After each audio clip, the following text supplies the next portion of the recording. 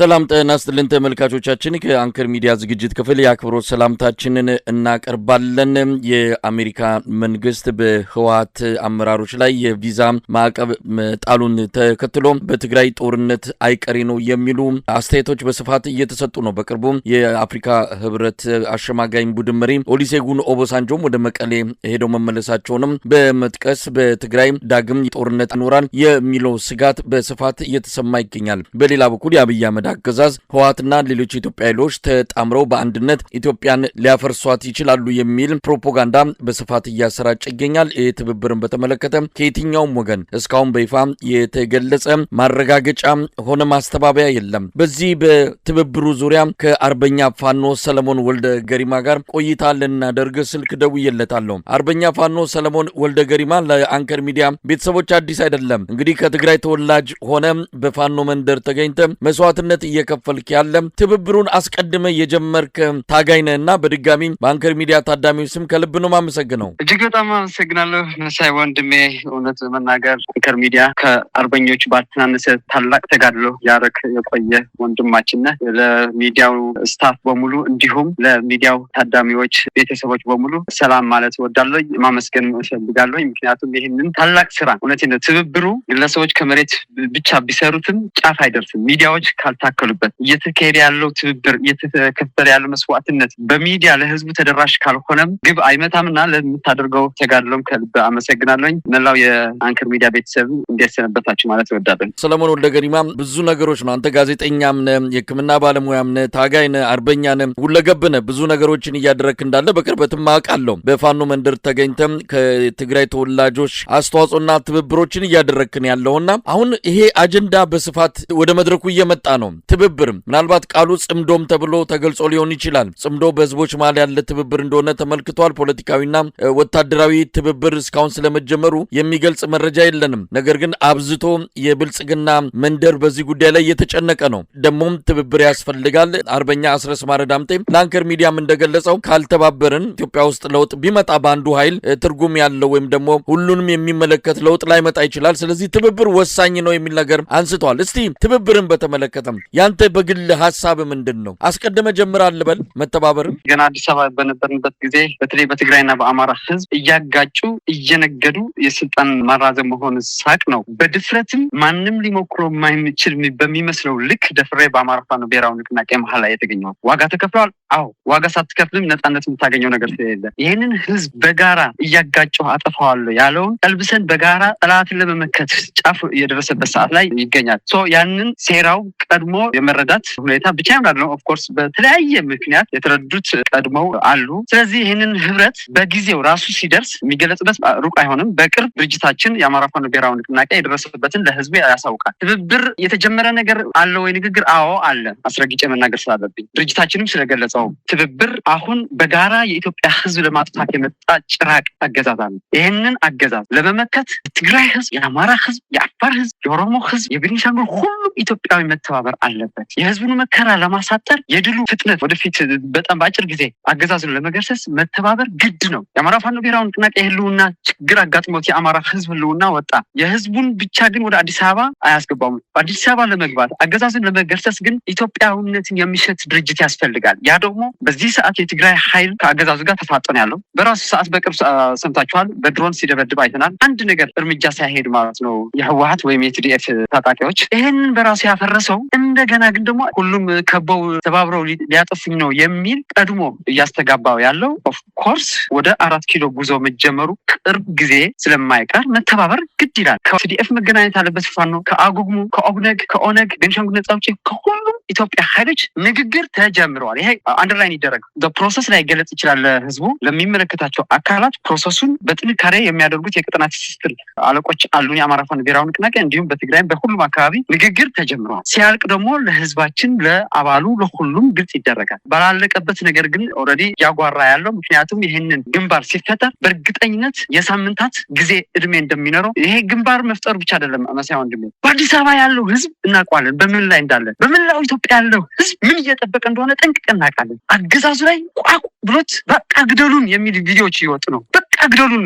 በዚህ 2 ቀን 3 ቀን አይታው ይሆናል አንድ እህታችን ጨርሱን። ምን አይነት መንግስት ነው የመጣብን? ይሄ ድምጽ የዛች እህታችን ድምጽ ብቻ አይደለም፣ የመላው ኢትዮጵያውያን ድምጽ ነው። በዚህ ሰዓት የመላው ኢትዮጵያዊ ድምጽ ስለሆነ ድረሱልን የሚል አለ። ልንደርስለት ግን ግንባር ያስፈልገናል፣ መነጋገር ያስፈልገናል፣ መወያየት ያስፈልገናል። ዝም ብሎ የጋራ ጠላት ለማጥፋት ብቻ አይደለም። ግንባር ስትፈጥር ብዙ የህዝቡን ጥቅም አማራ ፋኖ ብሔራዊ ንቅናቄ ሲናገር የአማራ ህዝብ ጥቅም ደፍጥጦ ለመላላክ አይደለም። አብረን እንስራ ነው እንጂ ያለው አግዘኝ አላለም። ህወሓትም ቲዲኤፍም ጥሪ ሲያደርግ ኑ አጉዝኝና ጠላት ልምስ አይደለም። አብረን ይሄን ጠላት ለጋራ ሊያጠፋን የመጣ እንዴት እናጥፋው የሚል ነው። ስለዚህ የኢትዮጵያ የጦርነት ታሪክ አዙሪት ለማጥፋት የተቋቋመ ኃይል አማራ ፋኖ ብሔራዊ ንቅናቄ የሚባል የብልሆች ስብስብ እጅግ በሚገርም ሁኔታ ከሁሉም ንግግር ጀምረዋል። ስለዚህ ይሄንን አንድነት መድኃኒታችን ስለሆነ እኔም በበኩሌ እንደ አንድ የትግራይ ተወላጅ እንደ አንድ የኢትዮጵያ ህዝብ ፍትህ ፈላጊ በግሌ የጀመርኩት ነበር። ሰፍቶ ድርጅታችን ደግሞ ይሄንን በሆደ ሰፊነት አምኖበት ስራ እየሰራበት ይገኛልና ያለቀ ነገር የለም። ጅማሬዎች ግን አሉ።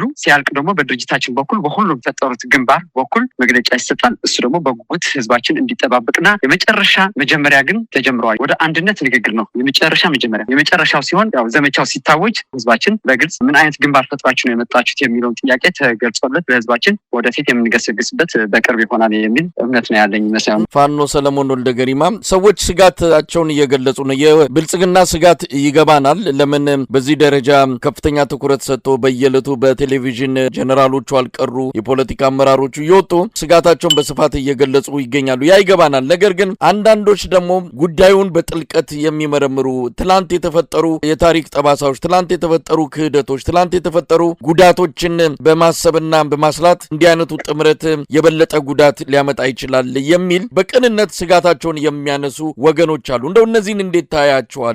በእርግጥ አንዳንዱ ነገር ትላንት ከተፈጠረው ጠባሳ አንጻር ኢትዮጵያ ላይ እየመጣ ካለው አደጋ አንጻር አሁን ይተባበራሉ ከሚባሉ ኃይሎች መካከል ስማቸው ባሉታዊ የሚጠቀሱ አካላት አሉ። እነዚህ አካላት የኢትዮጵያ አዳኝ ሆነው ሲመጡ ይህንን እንዴት እንመነው ብለው ጉዳዩን በጥርጣሬ ከመመልከትም ባሻገር የሚቃወሙ ወገኖች አሉ። እዚህ ላይ እንደው አስተያየት ምንድን ነው? ትክክለኛ ጤነኝነት የተሞላው ጥያቄ ነው። ይህን አይነት ጥያቄ በሁለት ሰዎች ይነሳል ብዬ ሁሌ ያምናለሁ። አንደኛው ትክክለኛ የትላንትና ስጋቱ አለመተማመን አይቶ ዛሬስ በምን መልኩ የሚል ጤነኝነት ጥያቄ የሚያነሳ ነው። ሁለተኛ አይናፋር የብልጽግና ደጋፊዎች አሉ። እኔ እኮ አማራ ነኝ ይልሃል፣ ነገር ግን ብልጽግና አገዛዙ እንዲቀጥል የሚፈልግ እንዴት ከህወሓት ጋር ትሰራለህ? እንዴት ወልቃይትና ራያ ስለመጀመሪያ ስለ ደራ ስለ ወልቃይት ስለ ራያ ቤንሻንጉል አካባቢ ወይ ሸዋ ላይ ያሉ መሬቶች ስለነዛ መጀመሪያ ጨርስ ብሎ የትግል አቅጣጫ ራሱ ቀይሶ እንዲነግር የሚፈልግ አለ። ዛሬ 83 ዓመተ ምህረት አይደለም። ሁለተኛ አማራ ፋኖ ብሔራዊ ንቅናቄ ሲነሳ ማንም ያግዘኛል ብሎ አይደለም። ገና ፕሪቶሪያ የደቡብ አፍሪካ ውል ስምምነት ሳይፈጸም አማራ ፋኖ ብሔራዊ ንቅናቄ እየተደራጀ ነበረ፣ እናውቃለን። ብርሃኑ ጁላም ራሱ ተናግሮታል። እኛ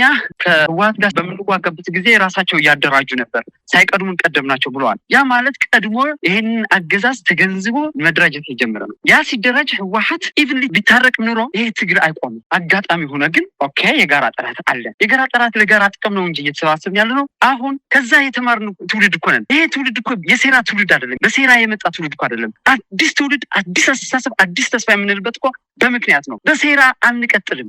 በአብሮነት በመደጋገፍ ህዝባችን በጋራ በማዳን ለሁላችን የምትመስል ኢትዮጵያ በመፍጠር እንጂ አንዱን አንዱ ተሸክሞ አንዱን አንዱ ክዶ ቢሄድም አሁንም አዙሪት ጦርነት ውስጥ ይገባል። ትንሽ እድሜ ነው የሚኖረው። ህዝቡ ነቅተዋል። በዚህ ሰዓት በተለይ አማራ ፋኖ ብሔራዊ ንቅናቄ አመራር ይህ ሀቭ ኖ አይዲያ በቅርበት ስለማውቃቸው አይ ሪሊ ፕራውድ ኦፍ በቃ በድርጅቴ በጣም እኮራለሁኝ። አውቃቸዋለሁ። በቅርብ ልብ ለልብ እናወራለን። ሴራ ላይ የለም። ለዛ ነው አርበኛ ዘመነ ካሴ በተደጋጋሚ ቅንነት ያስፈልጋል ይህን ትግል ለማሸነፍ የሚባለው። ሴራ አይተነዋል፣ ለምደነዋል። በሴራ ተመልሰህ ትወድቃለህ።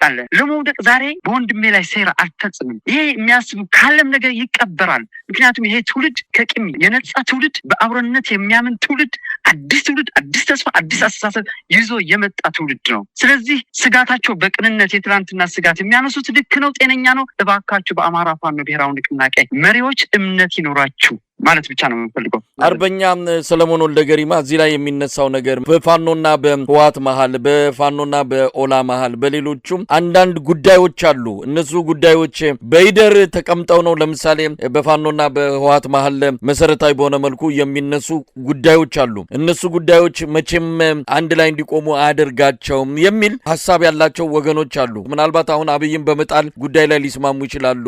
የማያስማሟቸው ጉዳዮች ይዘው አብይን ወደ ማስወገድ ቢሄዱ ነገ ከነገ ወዲያ የትርምስ ሀገር ነው የሚፈጥሩት የሚል ነገር አለ።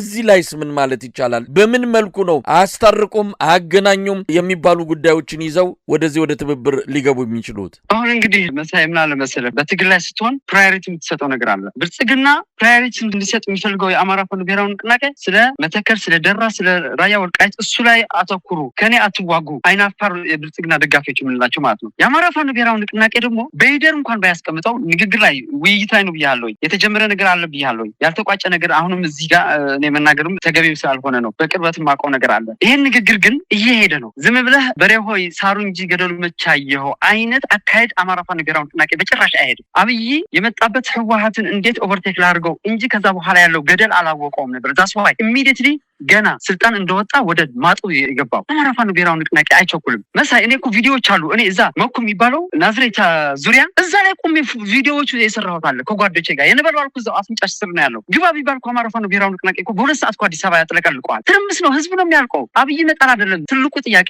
መሆን ያለበት። እሱማ አልቋል። አብይ መጣሉን አልቋል። ከዛ በኋላ ያለችው ኢትዮጵያ ለመረከብ ግን ምንድነው ማድረግ ያለብን? ከትግራይ ህዝብ ጋር የአማራ ህዝብ ምንድነው ፍላጎቱ? ከኦሮሞ ህዝብ ጋር ምንድነው እስከዛሬ ያጣነው ነገር? this is on the process ስለሆነ ነው። ስለዚህ አዎ አሉ እነዛ ንግግር እየተደረገባቸው ወደ ተሻለ መፍትሄ የሚያዋጣ ለሁሉም የሚበጅ መፍትሄዎች እየተደረጉ ውጊያው ደግሞ ይቀጥላል። እየተዋጋን እንደራደራለን፣ እየተደራደርን ደግሞ እንዋጋለን። ስለዚህ ድርድሮች ኢንተርናል አሉ። ትጥቅ ትግል እያደረገ ያለው ኃይሎች ንግግሮች አሉ።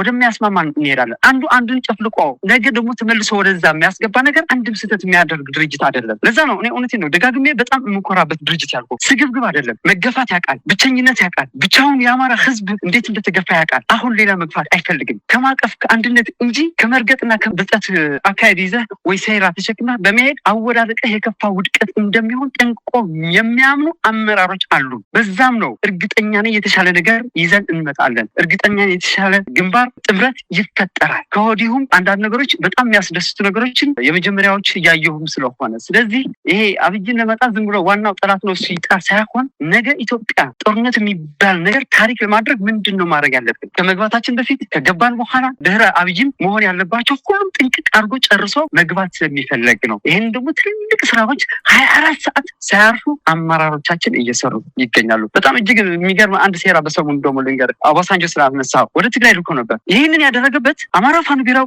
እንዴ በጎን እነሱ እየተደራደሩ ነው እንዴ ብሎ የተጀመረው ንግግር ኔጌቲቭ እንድናስብ በአማራ ፋኖ ብሔራዊ ንቅናቄ አልሞ ያደረገ ነው። ሁለተኛ ደግሞ የህወሓት አመራሮች ደግሞ ኔጌቲቭ እንዲያስቡ ኬንያ ላይ ፋኖ እየተደራደርኩ ነው እንዲያም ትንሽ ምንድነው ያደረጋት ከፋኖ ግንኙነት ካላቸው ሰዎች ጋር ድርድር እያደረኩ ነው። ድርድር የሚባል ነገር ከአማራ ፋኖ ብሔራዊ ንቅናቄ አልተደረገም። ድርድር እናርግ ብሎ የጠራም ለአማራ ፋኖ ብሔራዊ ንቅናቄ የለም። ስለዚህ ይህንን የተደረገበት ዋነኛው ሴራቸው ግን በትግራይ ያሉት ታጣቂ ኃይሎች በኦሮሚያ ያለው ታጣቂ ኃይል በአማራ ፋኖ ብሔራዊ ንቅናቄ ጥያቄ እንዲያስነሳና መነጋገሩ መርዝ እንዲረጭበት አልሞ የተሰራ የነበረ ነው። አርበኛ ፋኖ ሰለሞን ወልደገሪማ በሁለቱም ወገኖች ለምሳሌ በአማራ በኩል የአማራውን ትግል እንደግፋለን፣ የአማራ ህዝብ ህልውና አደጋ አለበት፣ ነገር ግን ከህወሓት ጋር የሚደረግ ትብብር የበለጠ አደጋ ነው፣ ህወሓትን ማመን አንችልም የሚሉ አንዳንድ ድምጾችን እንሰማለን። ታዲያ መፍትሄ ምንድን ነው ተብሎ ሲጠየቁ አሁን ለጊዜው ከብልጽግና ጋር ሆኖ ሀገርን ማሻገር ይሻላል ብለው ወደ ብልጽግና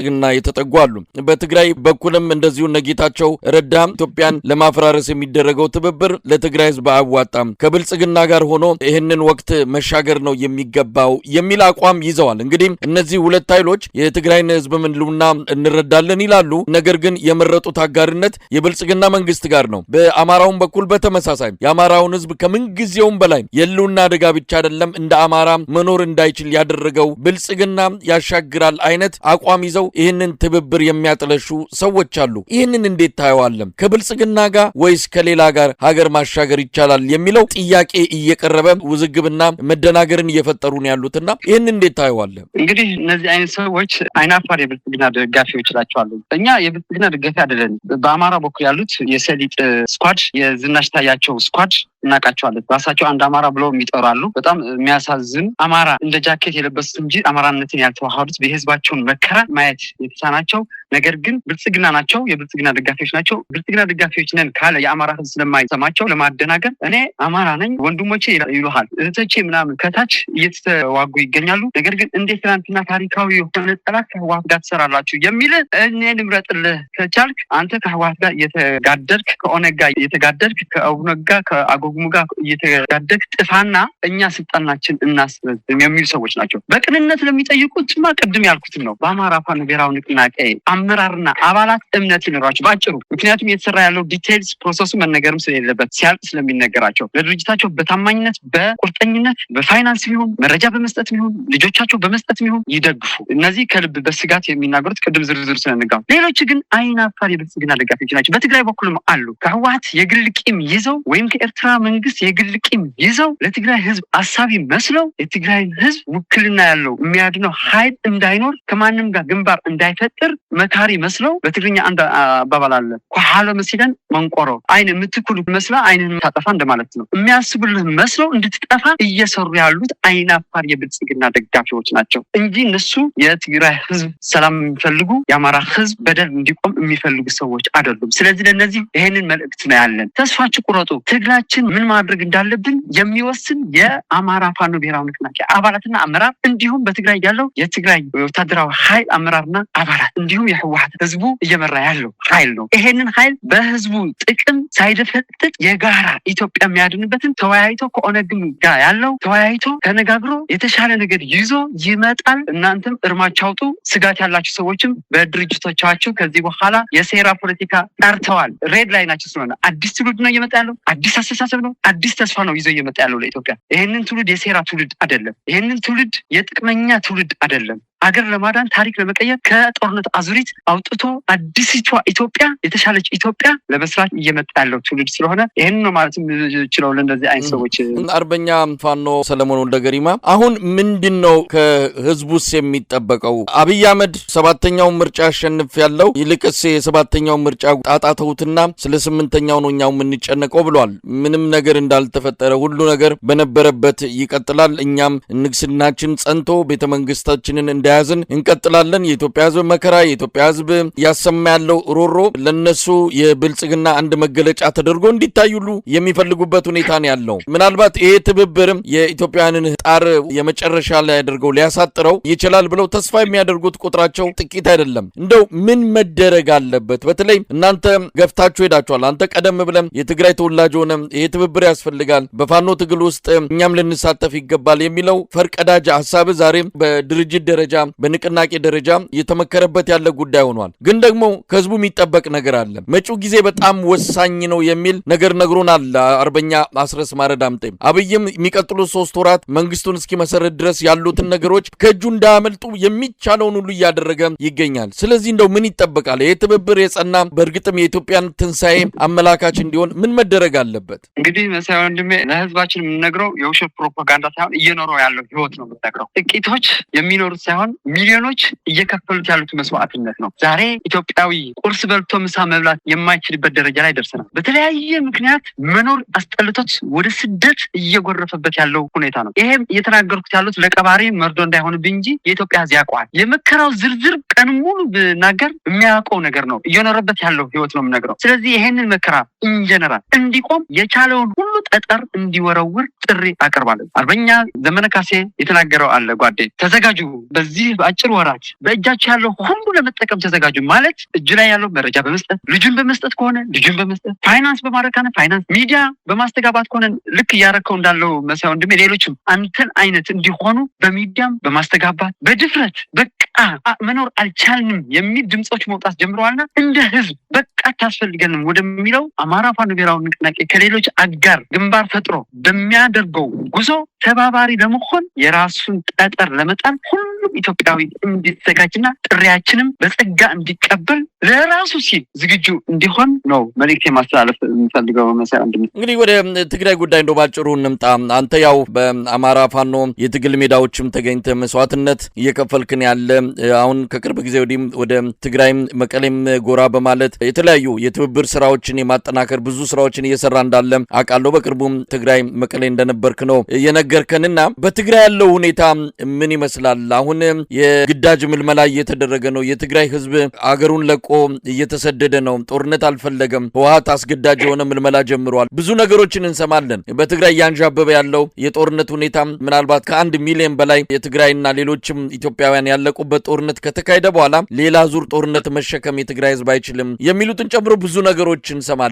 ጦርነት መፍትሄ አይሆንም፣ ግን ደግሞ ጦርነት ብቸኛ መፍትሄ እንዲሆን ብዙ ነገሮች እየገፉ እየመጡ ነው ያሉት። እንደው እዚህ ላይ ምን ማለት ይቻላል? ትግራይ ነበርክና የህዝቡም ስሜት አጠቃላይ ሁኔታ ምንድን ነው በአሁን ሰዓት ያለው? እንግዲህ መሳይ ወንድሜ አንዳንድ ጊዜ አንድ አባባል አለ። ዘላቂ ሰላም ለመኖር ከፈለክ ለከባድ ጦርነት ተዘጋጅ። ይሄ ጦርነቱ ክህደት እንዳያጋጥም ብቻ ተቆጣጣሪ መሆን አለበት እንጂ ህዝቡ ሰላም አጥቷል። መድኃኒት አይልክለትም። ነዳጅ በኩባያ ነው የሚሸጠው። በሃይላንድ ይሄ የተጠራ ውሃ ፕላስቲክ ማሸጊያ በዛ ነው በየመንገዱ የሚሸጠው። ሁሉም አዲያዎች ተዘግተዋል። ፌዴራል መንግስት አይልክም። በጦርነት ነው የምታውሉት እያለ አይደለም እሱ ለእርዳታ ተብሎ ያሰባሰቡት አክቲቪስቶች ምናምን እየቀማ ስደተኛ ያሉት ካምፕ የተሰበሰበ የእርዳታ ቀምቶ ለድሮን መግዣ ያደረገ አገዛዝ ነው። ስለዚህ ይህን ህዝብ ክህደት እንዳያጋጥመው ስጋት አለ። አዎ ፎቢያ አለ። አዎ ፎቢያ አለ። ጦርነት ማንም ፈልጎት እንትን አይልም። ምክንያቱም የትለታ ጦርነት ዘለቄታ መፍትሄ ስላላመጣው የሚፈጠሩ ነገሮች አሉ፣ ተፈጥሯል። ነገር ግን ደግሞ ባክ የሚል ደግሞ ተፈጥሯል። የራስ ጉዳይ ካልደፈረሰ አይጠራም። አሁንስ እየኖር ነው ያለነው ኑሮ ነው እንዴ? እንደ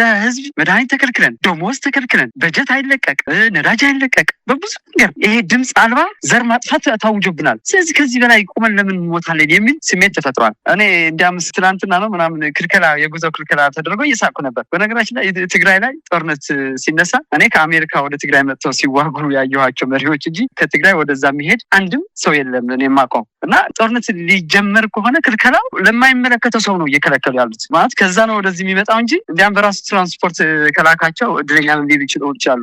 እኔ ሞር ስለ አማራ ፋኖ ብሔራዊ ንቅናቄ አባልን የዛ ድርጅት ሰውም ስለሆንኩ ሞር ስለ ትግራይ ብዙ ስኑን በአቅም የተወሰነ ነገር ነው ማለት የሚፈልገው ሊሚቴሽንም አለ። ድርጅቱ ሊገልጸው የሚፈልገውና የማይፈልገው ነገሮችም ሊኖሩ ስለሚችሉ የታዘብኩት ግን ህዝቡ ግን በጣም መሮት የአብይ አገዛዝ በቃ። ሁለተኛ ደስ የሚል የታዘብኩት በትግራይ ህዝብ በአሁኑ ሰዓት ከአማራ ህዝብ ጋር ሰላም ያስፈልገናል ብቻ ሳይሆን ገበያ አሁን እየተገበያየ ነው። በዚህ በዋግምራ በዚህ በጎንደር በአፋር በኩልም ከአፋር ህዝብ አሁን ገበያው ክፍት ነው፣ ይገበያያል። ትናንትና የትግራይ ህዝብ 360 ዘግቶ ሲያስርበው የነበረው አሁን በኤርትራ በኩል ክፍት ነው፣ በአማራ በኩል ክፍት ነው፣ በአፋር በኩል በሁሉም ክፍት ነው እና ጥሩ ስሜትም አለ። ከአማራ ውክልና ያለው የፋኖ ትጥቅ ትግል የጀመሩት የትግራይ ህዝብ ተጣምዶ መሄድ አለበት የሚል ትልቅ ነገር በህዝቡ ደስታ ፈጥሯል። ፍላጎትም አለ። እሱም አይቻሉና እነዚህ በተወሰኑት ስለ ትግራይ ያለው የተገነዘብኩት እንደዚህ ናቸው። እንደው አርበኛ ፋኖ ሰለሞን ወልደገሪማ እነ ጌታቸው ረዳን እነ ጻድቃን ገብረትንሳኤ እዛ አዲስ አበባ የተቀመጡ ከብልጽግና ስር ድክ እያሉ ነጻነትን የሚለምኑ የትግራይ ፖለቲከኞች አሉ። እንደው እነሱን እንዴት ነው የምታያቸው? የአብይ አህመድ ስልጣንን በማራዘም የትግራይ ህዝብ መፍትሄ ይገኛል የሚል አቋም ያላቸውም ይመስላል። አብይ አህመድን ማንገስ በአብይ አህመድ ዙሪያ ያሉትን ነገሮች ከፍ አድርጎ የማሳየት ነው። እንግዲህ የጌታቸው ረዳ በ360 ዲግሪ ተገልብጦ እንደዛ አብይ አህመድን ሲገልጽ የነበረ አሁን ደግሞ በሌላ ሰፈር ተገኝቶ የአብይ አህመድ ሻማ ያዥ ሆኖ መቅረቱ ብዙዎችን አስደንግጧል። ምክንያቱም ጌታቸው ረዳ ትክክለኛ ማንነቱ ትክክለኛ አቋሙ ያኔ በረሃ ያኔ ጫካ እያለ ስለ አብይ የሚገልጸው ነው። አሁን የተሸጠው ወይም ደግሞ የከሸፈው ጌታቸው ረዳ ነው የሚል ነው የሚሰጠው አስተያየት። ግን ደግሞ አዲስ አበባ ከተቀመጡት የትግራይ ፖለቲከኞች መፍትሄ ይገኛሉ? እነዚህ ሰዎች የአእምሮ ችግር አጋጥሟቸዋል ብዬ አስባለሁ። የግል አስተያየት ነው። ሶሪ በቃላት በሚዲያ አይነት ሊሆን ይችላል። ምክንያቱም አንድ ነገር አለ። እኔ አሁን ዛሬ ተነስቼ ህወሓት እኮ እንደዚህ በቃ ብፁዓን ናቸው ጀግኖች ናቸው ምናምን የምልበት ሞራል የለኝም። የሆነ ነገር ማየት አለብኝ። ለውጦች አሉ፣ ንግግሮች ተጀምረዋል። ትናንትና የነበሩት ይሄ አንድነት በተሰራው ነገር ስህተት ነው ብሎ አምነው አብረን ለአማራ ፋኖ እንምታ ሲል ነው አንመታም፣ እኛ ላይ የደረሰ በደል ስህተት ነው ሌላ ላይ አንደግመው በማለታቸው የሆነ ስቴፕ ሂደዋል። ስለዚህ ኦኬ ይህንን ካሰቡ በግላጭም አማኑኤል አሰፋ ወጥቶም ስለተናገረው ስለማቅም በግላጭ ከመነጋገራቸው በፊት ይህንን እንዳሉ ስለማቅም እነዚህ ነገሮች አይተን ወደ መነጋገር ወደ ውይይት መጥተናል። ናው ኦን እርዝ ጌታቸው ረዳ አንድ ነገር ከራሱ የተናገራትን ነገር ደግሜ ይላል። እኔ ከአብይ አህመድ የሚባል እንጭጭ የፖለቲካ ድንክ ጋር አብሬ በመስራት የትግራይን ህዝብ መከራ ባለማራዘሜ እድለኛ ነኝ። ሆዳም ኦህዴዶች የኦህዴድ ካድሬዎች እያለ ሲያንቋሻቸው ከነሱ ጋር መስራት ማለት አእምሮ እንደሌለው ሰው እንደሆነ ሲገልጻቸው የነበረው እሱ እዛ ቦታ ላይ መገኘት የአእምሮ ችግር አጋጥሞታል። ሌላ አብዛኞቹ እዛ የሄዱት በስም መጥቀስ ይችላሉ። በተለይ የወታደራዊ ክንፉ ቂመኞች ናቸው። ለድርድር በራቸው የዘጉ ናቸው። ከማን ጋር? ከሻዕቢያ ጋር። ጻድቃን ብለው ጀነራል ዮሐንስ እነ ወደንጥሩ የሚባሉ እነዚህ የተወሰኑት ጀነራሎች ታሪካቸው ስታያቸው ለሻዕቢያ ያላቸው መረን የለቀቀ የይቅርታ በር እንኳን የሌለው ጥላቻቸው ለትግራይ ህዝብ ለማዳን ሳይሆን የነበራቸው ኢጎ ለማሳከም ነው ወደዛ የሄዱት። ዜዶን ኬር ስለ ትግራይ ህዝብ አይ ኖው ኢት። ለትግራይ ህዝብ መድህን ለመሆን አንድም ቀን ሰርቶ አያውቁም፣ አይሰሩም። አሁን የግል ቂማቸው ለመወጣት የሄዱ የአእምሮ ችግር ያጋጠማቸው መላላክ በቃ እዚህም ሆኖ አንዳንዶቹ እኮ በጣም ተላላኪ ነበር በህወሓትም ውስጥ ሆነው። ስለዚህ ይሄ ደማቸው ውስጥ ያሉ ሰዎች ምንም አያፍሩም። በዚህ እንደ ጌታቸው ረዳ አብይ አህመድ አሊ ቆሻሻነት የገለጸ በታሪክ ኢትዮጵያ ውስጥ አለ ብዬ አላውቅም። ባለፈው አብይን ለማድነቅ ሲያስብ አትሊስት ለስብዕናው አትሊስት ዝም ማለት እንኳ አንድ ነገር ነው። አማራጭ አጥተው ነው እንዴ ተገፍተ ይሆን እንደዛ ያሄደው ብለን እንኳን እናስብ ነበር። አሁን እንደዛ አይደለም። የሆነ የግል ጥላቻ አለው። የአእምሮ ችግርም አጋጥሟቸዋል። በተለይ ጌታቸው የአእምሮ ችግር አጋጥሞታል ከሚሉ ሰዎች ነኝ እኔ። በዚህ ነው እኔ የምገልጻቸው እንጂ ለትግራይ አንድም ነገር ከብልጽግና ጋር ሆኖ የሚያድኑትም የለም።